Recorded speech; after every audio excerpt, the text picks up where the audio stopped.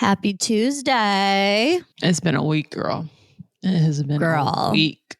I can't wait to get into it with you. We have so much to talk about today, but I'm sure if you have been listening, you've kind of seen a shift in our energy, in our marketing, The vibes. in our name.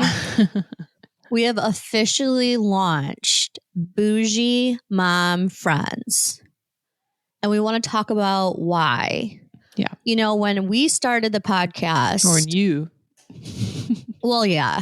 I mean, I feel like it really launched though into what it is today when you came on board. But when we started it, I feel like we were trying to be everything to everyone. Yeah. Mm-hmm. And it's kind inclusive. of like, yeah, just overly inclusive, wanting to try out different topics to see what stuck. And what we realized is like, just like mom life is exhausting, trying to be everything to everyone is exhausting as well. We've really honed in on our audience. And what we found is whether you're a working mom or not, you really have an interest in beauty and health. Yeah. Because those are the episodes that have done so well. Mm-hmm. And obviously we're going to continue our Pop Culture Tuesdays just because those are like the total mom break that everybody needs. But we officially have done the checklist of what we need to do to feel comfortable to talk about it. So we want you to head over to bougiemomfriends.com, check out the new site. Cammie, when she was in Detroit, we did a photo shoot and it was just so fun. And we got to like bond. We were like looking into each other's eyes. It was soul sisters for real. It was soul sisters for sure. But I think it's just a lot more on brand if you agree. I 100% agree. I think it's just us basically. The bougie mom is us. Like we and for that it's just so authentic because it's things that like you and I are like genuinely interested in. So there's no like, you know, the faking middle it. upper class moms trying to be as bougie as we possibly can be. Yeah, basically. Right? Trying to live that Taylor Swift life. And you know, what's interesting is that we really try to like do a lot of like mom stuff and like kids stuff, but those didn't do well. And it looks like moms just really want to like learn about things that are going to help, you know, for themselves because everything's so kid focused in our lives. Yep. So everything is so kid focused. So it's funny you set out to do a mom parenting podcast and you kind of just come back to yourself. Yeah. And what suits you. Yeah. But also too, like, we're not those type of moms, you know, like a lot of like the really popular mom influencers are ones that are like sharing their kids. Yeah.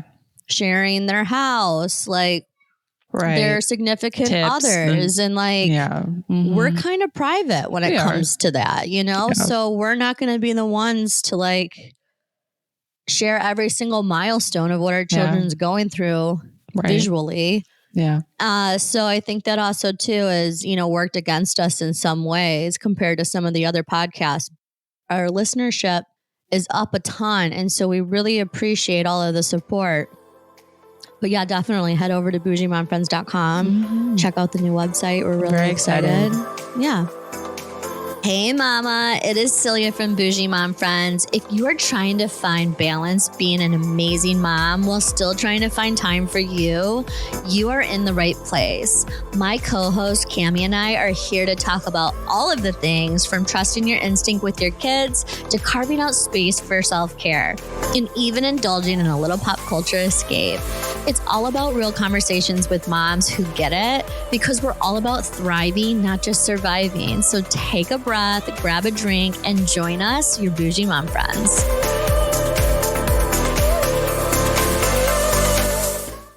What do we got this week? Oh, what don't we have this week? I mean, hurricane. How was the hurricane? It was very draining. I feel very drained. I told Jay that, like, I need like a fun day today. So that's kind of what we're going to do.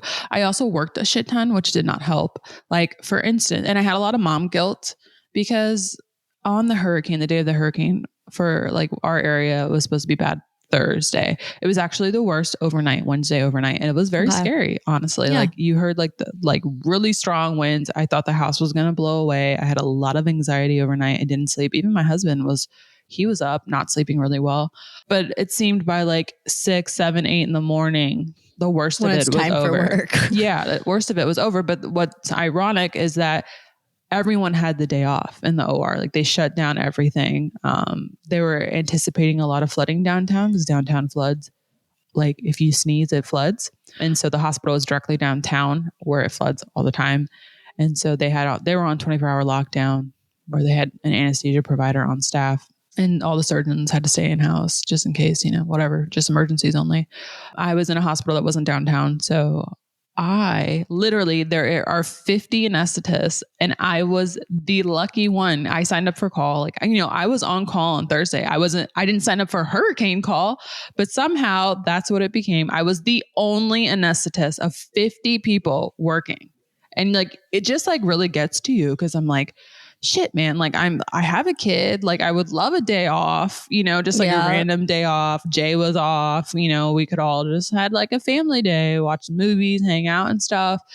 And I had to go in, I had to do a 3-hour procedure for someone who has like cancer. We had to, do some big robot case and then there were add-ons. And so then I was there for like 6 hours and like, you just start really like sitting there and you're like fuming, like really.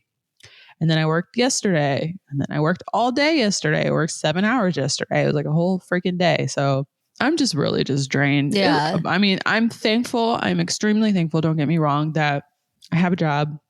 I have a house that didn't blow away. Well, you don't have like, that's what I hate the most is like when you want to feel your feels that you also feel like you have to like address that you're thankful because people come at you. People are like, well, you have a house. At least you didn't lose your house or your, And that's all true. And you can still feel the way that you do. Like I kind of totally feel like I understand even though I'm not in your situation because I feel like when it comes to that, you have the anxiety pre-hurricane. Yeah. You have family in Florida that was maybe coming up. Mm-hmm. So you're like already like in shambles of what's happening. Mm-hmm. You don't know what's going to happen to your home because they made it seem like the entire state of Florida was going to never come back. I know. And then when push comes to shove in any situation, when you don't have sleep, when the weather's bad, and when you're literally the only one getting in your car to go to work, I think that really puts a lot of perspective into the fact of what healthcare workers go through. Yeah.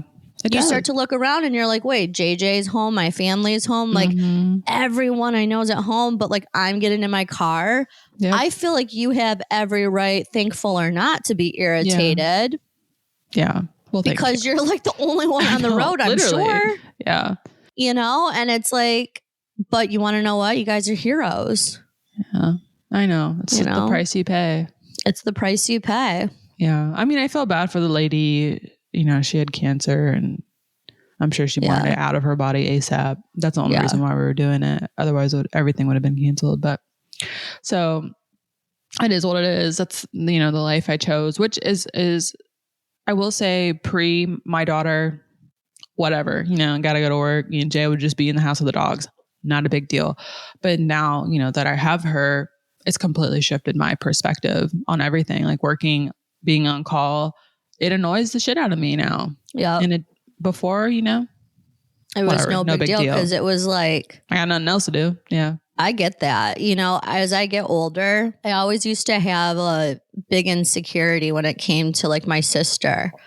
Not like a complex, but always like, man, maybe I didn't like shoot for the stars enough because I'm watching my little baby sister go through med school, residency, doctor status.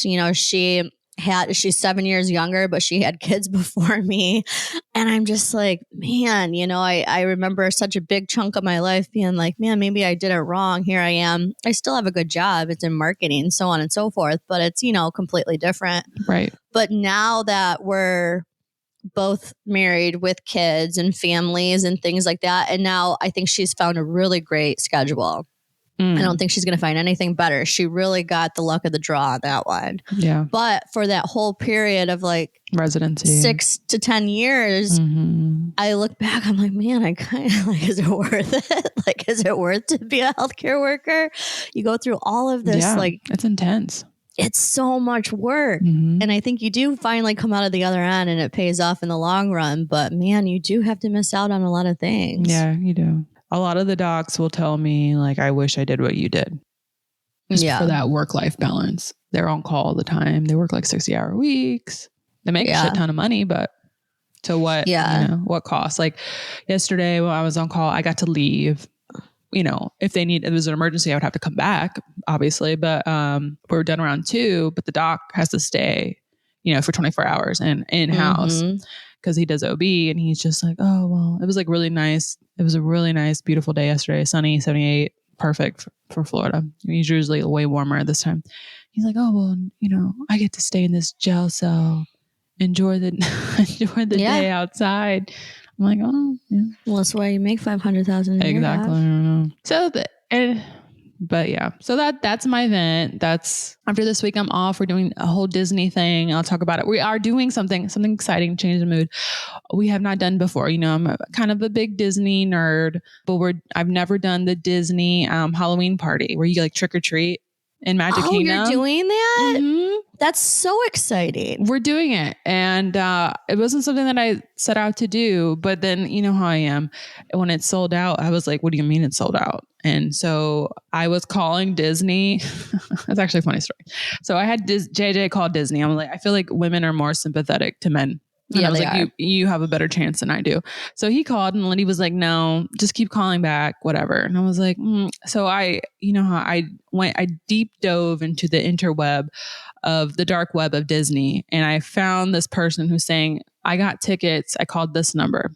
So I was like, Jay, you need to call this number. I'm at work. I can't call. So I don't know what happened. He got busy with work and I was like annoyed. So then when I came out of work, I called the number and I got a man. And I was like, listen, I really want to go to this party. We're already going to be in the Disney hotel. Like, do you have any availability on these 2 dates? He's like, which day do you want? I was like, what? What do you mean? He's like, do you want that day or that day? I was like to have tickets? He's like, yeah, I can sell like a couple number, like an X. He didn't tell me how many. He's like, I have a limited number. How many do you need? I'm like, I only need 2, honey bunny. Like, he's like, oh, we're good, girl. What day do you want? I can't sell you both. And I was like, I don't need 2. I just need 1. And I was like, no way. I got so freaking lucky. That's awesome. Yeah. So it was sold out all the dates. Oh my gosh. So I'm excited. I've always wanted to do like a tour, a day dessert, just because they have so many themed desserts around the park. They have like dessert parties. Will you like indulge in something? Yeah. So like on the Halloween party, they have like special food that they only serve during the Halloween party. Yeah. So they have some desserts, they have some food. So yeah, I would definitely, social is not our thing, but I'll try it. You should totally like just video all the food and then send it to me and I'll make the reel. Okay. That's probably a best bet. That's so awesome. Yeah. I'm so jealous. So Callie's going to be Tinkerbell. So that's what she wants to be. And I have an Oogie Boogie shirt. What's a Oogie Boogie? Oh, like the I think of a Oogie Boogie as like the thing that goes up your toddler's nose to get the boogers out. Oh my God, the booger sucker? No. I've watched The Nightmare Before Christmas literally every single day. I saw that. Kalina is obsessed with that movie. That's awesome. So Oogie Boogie is the green thing for that movie. And She's got like a really like dark soul, that girl. Like a Tim Burton fan at the age of 3. That's so funny. Like when he does like the scary shit and goes like, bleh, and she's like, ha, like when he scares the kids. It's so funny. So anyways, I'm wearing an Oogie Boogie shirt and Jay's wearing his ridiculous Mickey shirt. So that's so funny. We'll have fun. And the grandparents are going. So wait, you have the whole week off? I have the whole week off. We're not staying in Disney the whole week. We're doing Sunday through Wednesday because we record a podcast on Thursday. Oh my so in 2 goodness. Weeks. That's awesome. So yeah, and the grandparents are coming. We love when we travel with the grandparents because my grandparents, we need to talk about this actually, but when they came to Mexico with us and it was the most amazing thing in my life. And it was better than like going with friends or anything because Kalina has such a bond with my parents because they watch her every day. So she's like, blah, blah, blah. She was stoked when she saw them in the airport, like get off the plane. She was so excited and she wanted to sit next to them in the van. I'm like, great, you go ahead, girl. You sit next to them. You know, she, my mom. So like we took an early morning class with my dad at 7 a.m. at the resort. And my mom's like, okay, I'll take her to breakfast. So she took her to breakfast. They had like a girls breakfast and it was just like really helpful. Oh my goodness. Yeah. You know, and it was really like a really good experience. I got to bond with my parents because they have a kids club. So it was a fantastic vacation. In part because the grandparents got to come and it took some steam off of us. So anyways, we're doing that again. Honestly, children with their grandparents is like the most precious gift. People always think I'm crazy because I have an open door policy always for James' parents and my parents. I will never now with disclaimer, yeah. I have amazing parent-in-laws. Okay. Yeah. Okay. So anyone out here saying like, oh, if you had my mother-in-law, you're all right. If I probably had your mother-in-law, not yours, but just anyone's mother-in-law where you don't get along, you're probably right. I'm very lucky. Yeah. But there is something amazing when, you know, like Lakin loves his Nana and Papa James's parents. He just that's like just his favorite. So I'm like, I feel like I'm seeing Kalina getting so excited to like spend time at a location with her grandparents. And I think that's so cool because it is wonderful to travel and like let them experience. Also, too, I always tell my father-in-law, you know, he's like, oh, I'm so tired. I'm like, I'm keeping you alive because your grandchild's giving you a 30% chance of a longer life. So when I call you to see him, you always have to say yes. Yeah. But that's amazing. That's awesome. I think that we should like make that more common to travel with parents because I feel like I don't. Yeah. You know, when I go to travel, it's just or it's with friends. Like I never think to invite family. Yeah, so it's all about dynamic. Really cool. My parents are very like easygoing. Yeah. Know the boundaries. And they also know her schedule because they watch her so much. Yeah. So that helps a lot. That's super cool. That's awesome. All right. So in this week of hell, I had a glimmer of light, and this beam of light was the Ina Garten memoir. Did you read it? Okay. So I'm audiobooking it because hot tip from my girlfriend. She's a huge Ina Garten fan. She's the one who told me that it came out. I didn't realize that. I thought it came out in November. She's like, have you been reading? I'm like, what are you talking about? It's out. Oh my God. She's like, hot tip. I would listen to the book because Ina did the audio recording for the book. So it's from her. Yeah. And I was like, wait, we got to stop for 1 second before you go. If you don't know who this is. Okay. She is, I grew up with her. She was on Food Network. She had the Barefoot Contessa cooking show and I was obsessed. I mean, honestly, like in high school, that was like my thing. When she was on, I would watch it. And it's where I got like a lot of the love for cooking. She makes desserts, she makes everything. What's interesting is that I never really knew her backstory. She would talk about her husband, Jeffrey, how much she loved him, a little bit here and there. And this about a Barefoot Contessa story, but I never really knew anything about her. So like this memoir was very exciting to me because I grew up with her and just to know like, what's her story? Like what's her background? How did she become Ina Garten, Barefoot Contessa? Like, what is that? And the book starts from when she was 15, 16, and when she met her husband. Oh. It's amazing. It's amazing because for me, it was a different time. It was in the 70s, and it was when women were starting to have like the feminist revolution. Yeah. And they were starting to get jobs and go to college. And she went to college, she got a job, but she still had roadblocks. Like the bank wouldn't give them a mortgage because like, oh, we don't count her income because she's going to get pregnant and have a baby and stop working. Like literally said stuff like that. Isn't that wild? Yeah. They said stuff like that to her. So she needed her husband. Yeah. You like needed a man to do anything. Yeah. But she was so clever and so smart and she's very stubborn. So like if you told her no, she found a way out of it. And it repeats all through her life how she became known as Barefoot Contessa because she bought the store that was named Barefoot Contessa on an impulse. Oh. Yeah. And I never knew that. And I was like, this is really interesting. And she saw like a little advertisement in the New York Times And she's like, I'm going to buy the store. She was super impulsive and she leapt first and thought about it, figured it out later. Like that's just I love that. how she did.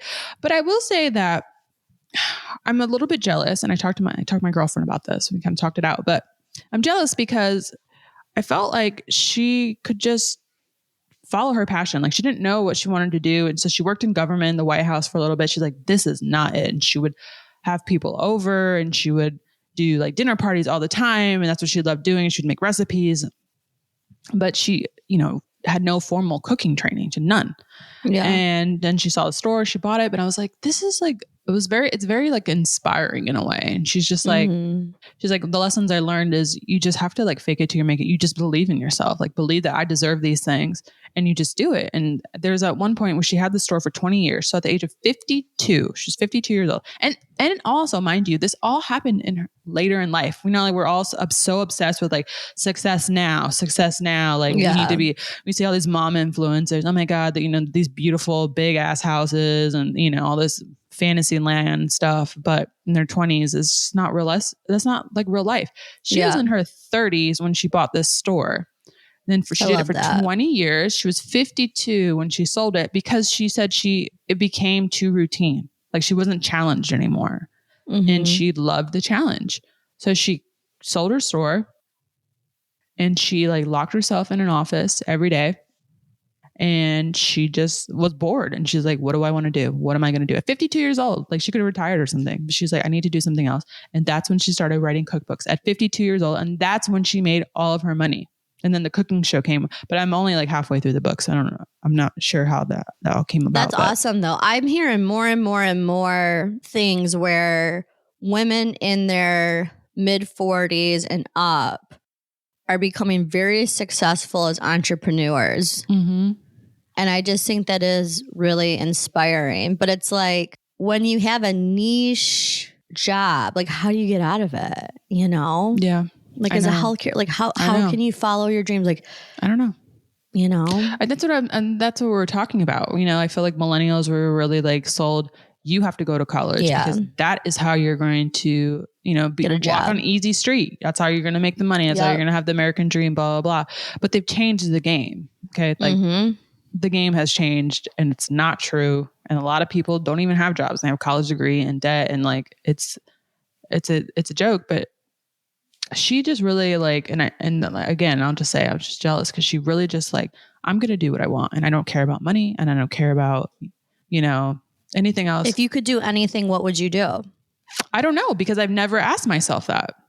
I really haven't. I've always been like, I've got to make money. I've got to be successful. What can I do? Like literally that was the question. What can I do that I like? Because I like science. I do. That would make me good money. That was my driving force. If I could do anything, it's so crystal clear what I would do. Really? I would get a bed and breakfast on Mackinac. And that's all I want to do. That's what you do. That's all I want to do. Still to this day. It's been like this. I literally look for bed and breakfasts all the time. If I had a handy family, I would buy an old bed and breakfast or an old home and spice it up. I could see you doing that. You have the great personality for that. Like I just want to cook people breakfast in the morning. I'd also own a grocery store. Okay. Like there's a building up on this corner and I tell James all of the time, I'm going to own that building one day. Okay. See, here we go. And I just want to make it a grocery store. There's like a back end of it, warehouse looking part that has like garage. And I want to turn that into like a kid's play area. And I want people just to go to the grocery store, bakery, and then sit out in the parking lot. Okay. Or in the garage with their kids and just like chill. I love this and idea. make it like a little mini farmer market on the weekends. Wow. But the thing is like, how do you do that? Like I have all of these ideas that I think up and I'm just like, you just don't have enough time or money. I know. Also too, like taking out a business loan terrifies me. I know. Yep. Absolutely. Because you're putting your family's risk. But maybe what's that is, does she have kids? No. There we go. No kids. No kids. So the risk is a lot less. Yep. That's exactly. We have these responsibilities. We have this lifestyle that we have to keep up. So I don't know. That's why I think, if you do ever ask yourself, Cammie, what do I want to do? Yeah. Just get an investor. That's what James says. You can do whatever you want if you get an investor. That is true. So that's the book. I highly recommend it. Obviously, I'm not done with it, and just listen to it. If you have a Spotify account already that you're already paying for, it's on there free. That's awesome. So that's what I've been doing. I love it. It's bringing me a lot of joy and it's also making me very hungry. She talks about like banana crunch muffins and I want to make her banana crunch muffins. I looked at the recipe. They look phenomenal. They have coconut, granola, and walnuts in them with bananas. Oh my God. Delicious. I know. So all of her stuff is great. I will say I own her cookbooks. I love them. They have fantastic recipes. She's all about like making tasty food with not a lot of ingredients. And she always delivers. As everything should be. She always delivers. If I have a dinner party, which I don't rarely do, but if I do, it's going to be an Ina Garten recipe. She has appetizers, she has salads. The whole day, the whole freaking menu is going to be Ina Garten. I'm going to have to get a book. Maybe I'll put that on my Christmas list. She had, she released one either last year or 2 years ago. It's called Cooking for Jeffrey. Obviously, I had to get that because I have a Jeffrey. Yeah. That's really cute. So JJ Jeffrey. That's funny. Yeah. So, so that was good. Love it. Highly recommend. Let us know what you think of the book. Yeah. All right. So let's do it. What else? Do you want to dive into Love is Blind? Let's and then wrap it up. Okay. I caught up with Love is Blind. This week was insane. I don't even know how to put it into words. Like, you've never watched it. Half of me is like, wow, they did a really good job initially with matching a lot of these people. Like, I felt like there was a lot of really good outcome coming out of the pods. I know. And I felt strongly about this season. I was like, man, they're going to make these it. Are really good matches. Guys. Mm-hmm. And I'm just like in the pods, like, wow, they really matched up these personalities. Girl.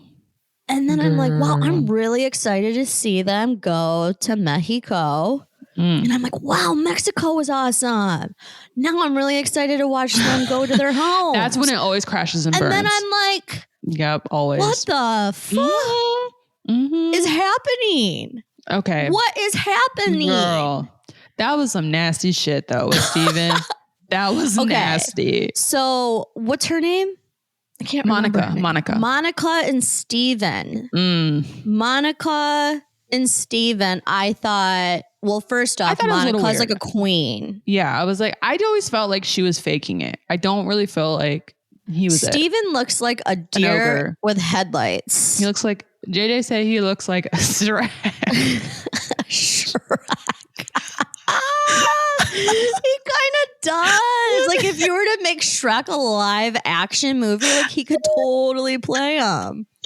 That's a really funny comparison.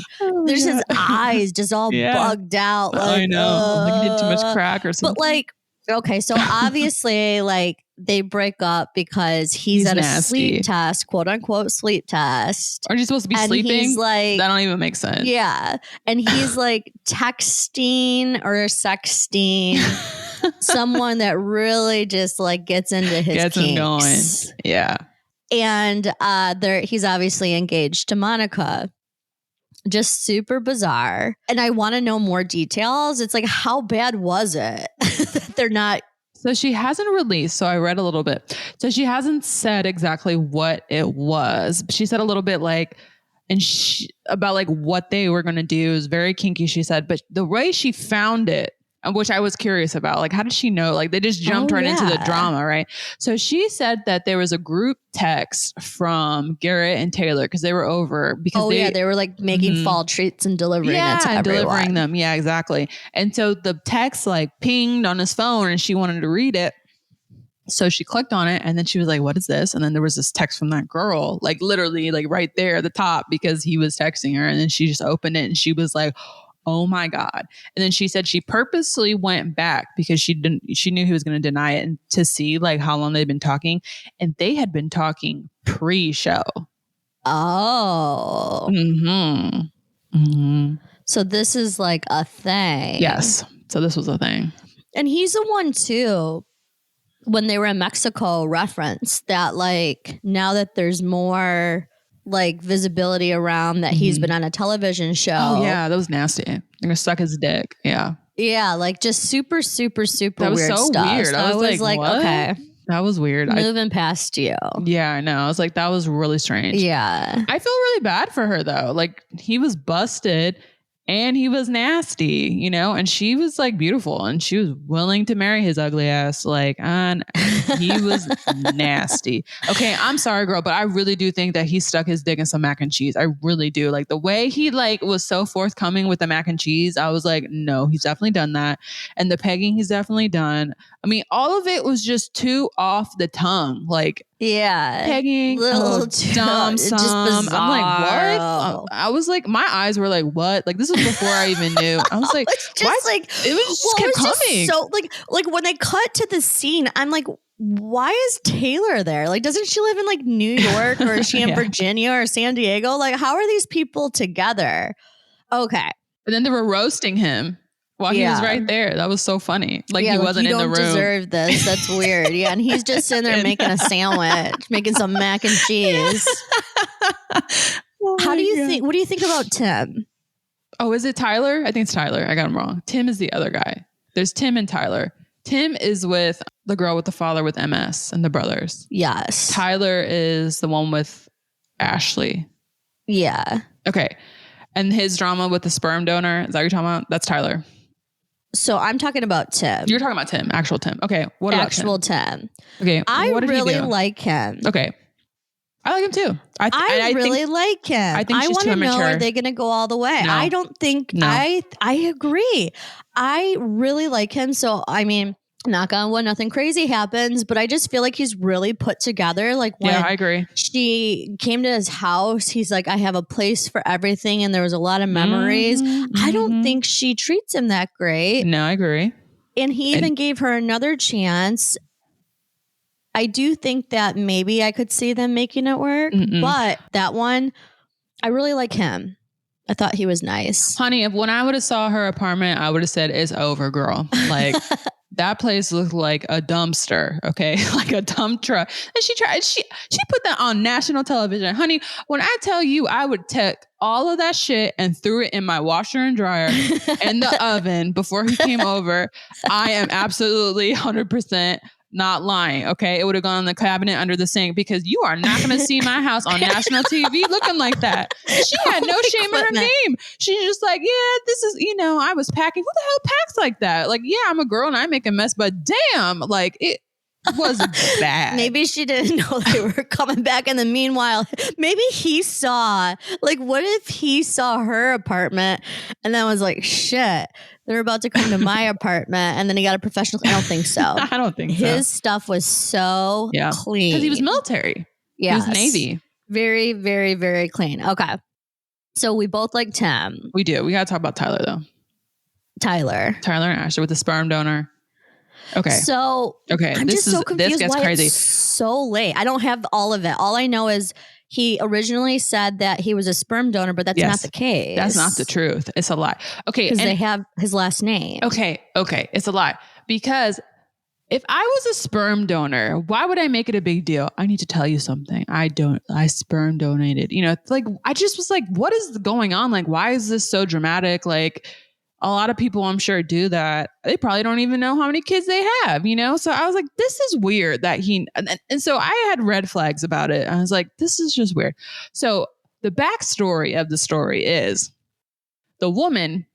And the reason why he says he's a sperm donor is because the lady is a lesbian and says that she's predominantly into women. Predominantly. So that's how he says he's a sperm donor, but it's a family. He has these kids. He scrubbed the children from his social media, and his mama did the same thing too. They deleted all of the pictures of him with the kids. She called them her grandkids, but the lady has a screenshot of him on his page posting the children saying, oh, happy family, the kids, the mom, the two. She got screenshots from the mama's page with the kids.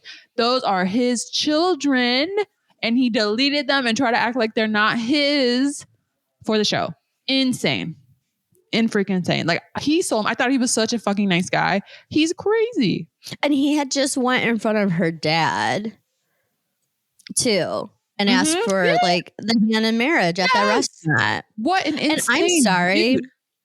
She is a boss bitch. She's a beautiful. marketing director. She's beautiful. Her home is so beautiful.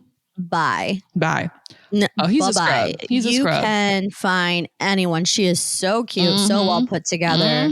See you later, alligator. Dude, I mean. Not in a while, crocodile. Out of here. How do you have children and you disown them to be on a show? That is like the biggest red flag ever. Like, you're disgusting. Like, that to me, how can you do that? Also, to your children, like if they have your last name, if you have any sort of relationship with them, that's like exploitation. That's so sad for when they get older and they have to see that. If they ever look back to see what their parents did. Like, that's true. But like, apparently he's like a deadbeat dad. Like, the mama is coming from, you can find her on TikTok. You can get all the tea there. Like, the mom is letting him have it. Rightfully so, because he just dropped them. And the mom is crazy too. How do you both collude to do that to your grandchildren? I am aghast. Okay. These people all fooled me. Wild. All of them. Except for Steven. I knew he was nasty. You gotta be a little off, I think, to go on some of these shows. True. And that's why I'm wondering what happens with Garrett and Taylor, because I feel like those are the two people on the show that are like really with the program. Yeah. A physicist, a policy advocate, like so naturally smart and confident and attractive. Yep. Like, what happens with them? The whole like parents not like being on board. Yeah. Already is going to give them a lot, but I feel like you can overcome it if you know what you want. You know what I mean? You're definitely. Grown-ups. Yeah. They're grown-ups and they're very smart. I'm excited to see what happens to them. October 16th, 3 days. But let's talk about Nick and Hannah. Have you seen Hannah's glow up? I saw it. She looks amazing. Really, really thin. Yes. I mean, she should be. She's 26 years old, you know? Yeah. If you think about it, like, you can get in shape at 26. Yeah. She's really smart for her age. Now, she's annoying. Granted, she's annoying. I haven't, like, they say that, you know, there's a lot around her being fake because of how she acted with Nick's parents compared to, like, her family. Yes. But he's a good guy. I think he's a nice guy. I mean, obviously he hasn't done a lot, but that's not uncommon if you're really close with your family for a guy in his 20s to still live at home. European vibes. I mean, like, James was on his parents' phone bill. Yeah. When I met him, I was like, shit, put me on it. Yeah. I was like, can I get on it too? It was weird. Didn't she say like her parents kicked her off at like 16? Yeah, there seems like there's a lot more to it. Story. They look really young too. They look very young. And then she has very good looking parents. They are very good looking. And then they have a very young child. So it's just kind of weird, like the story there. I don't like her. I think he's a nice guy. I don't think he's putting his dick in mac and cheese. Like, he just seems like to really be there for her. Doesn't look like he has any like skeletons in the closet. No, like 3 children that he's hiding. No. And I feel sad for him. I do feel a little sad for him because he in the pods was like Mr. Suave, they named him. And he wasn't But then coming out of the pod, he just truly just really loved her for her, which I thought was really cool. Yeah, he's a good guy. I mean, I want to know if they're going to address this, but like, quite frankly, I think the season really let me down because obviously Leo and Brittany weren't a part of part Mexico. 2. Yeah. And like, that's honestly like, I would pay. I mean, they should have asked for GoFundMe. Yeah. You know, like they were like, oh, we can only bring X amount of people to Mexico. We will donate. Yeah. To see them. Oh, yeah. For Crash like and burn. 5 more seconds. 100% agree. You can host a private showing and that shit would sell out. like you could charge $1,000. It would sell out. Literally, they are on the level of like, such selling out like a Taylor Swift stadium. Everyone wants to know what happened. I want to know. I want to know if he kept like awkwardly kissing her and hugging her. It was so nasty. Oh, God. Ugh. She's like, I don't even want to do it back. Girl, you shouldn't have been doing it back in the first place. That should have been your red flag to have been out of there. She's like, I just feel very uncomfortable right now. It's just like, what did I do? And then he's like, yeah. And I'm just like, yum, yum, yum, yum. I'm like, and then you do not, and then they're just gone. I know. Like, I need to see a few more. They of were those. giving the show so much. I think she was like, I'm getting a lawyer. I don't care what contract I signed. This is against my rights as a human and my freedom to go any farther in this situation. But the fact that I heard that they went on their own trip to Mexico. They went to Miami. They sent them to Miami. Yeah.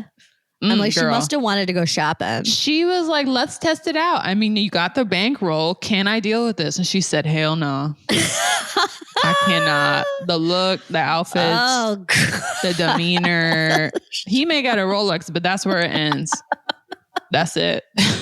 Oh my gosh. Like, I was so bummed. Like, the whole time we're watching it, James is like, you missed it. You need to rewind. Oh, you missed it. Like they've had to have gone back to them, and we just missed it. Like, even he was like, he was invested. I'm like, bro. He's like next to him, like, calm down. We didn't miss it. He's like, why would they just not show them anymore? I'm like, that's what all of America wants to know. Because they were the moneymaker. That is some serious entertainment. Like, he thought I was gatekeeping him from it. Right.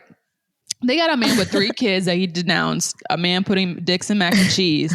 And y'all want to be morally cool about an art dealer and a big titty bimbo. I mean, come on. No, that's what we want to see. I love her, though. I love her little voice. Oh, God. So mousy. I like gold jewelry. Yeah, I know. She was like, yeah, a big diamond. Oh my gosh. The fact that you like knew all of that. Is like, yeah, I'll marry you. I want a big diamond. I literally think I could go on Broadway and like be her. Like my impersonation of her is so good. It's very good. I really love them. You're meant to be. I hope they're at the reunion. If they're not at the reunion, I mean, they need to pay them to get back. Yeah, they have their own reunion. And then also too, like, can we get them on a podcast? Like, any podcast? Like, I really want to hear their take on what happened in Miami. Leo was on he was on the Nick Val podcast. Oh my goodness. I'm sure it was mutual. Mm-hmm. You know, like what he did with Hannah. Oh yeah. But he was one of the most eccentric. I want to see him on Bachelor in Paradise. Like, I want to take Leo and bring him to the Bachelor franchise. I just want to see Leo. More Leo. More and more and more and more. Like, he is like, he's gold. Reality TV gold, man. I know. Well, all right. Well, I think that's wraps up the week. So this Thursday, we had Birth Smarter. Woohoo. And honestly, like, when it comes to parenting decisions, she has one of the most well-rounded ways to educate yourself, what works for you. Mm-hmm. And she goes into the science behind how people make decisions for their families. And it really has given me confidence since that conversation to do what's best for me, knowing that decisions I make are because I have an independent life than other people. And I can't just be part of a standardized community. Right. Like a lot of our medicine and in our direction that we get. But she's coming in to talk to us over the next couple weeks. It's going to be really so cool. Good. They have in-person classes in New York, but they're starting to spread all over the nation. Everywhere, all over the country. And you can take virtual classes. Like if you want to learn how to swaddle your baby, like just all the things that you need, you know, like so the practical information that you need. So share it with a mama to be, because it's going to be super informative. Super good. Super good. Mm-hmm. Well, have a great week. We'll talk to you guys soon. Bye.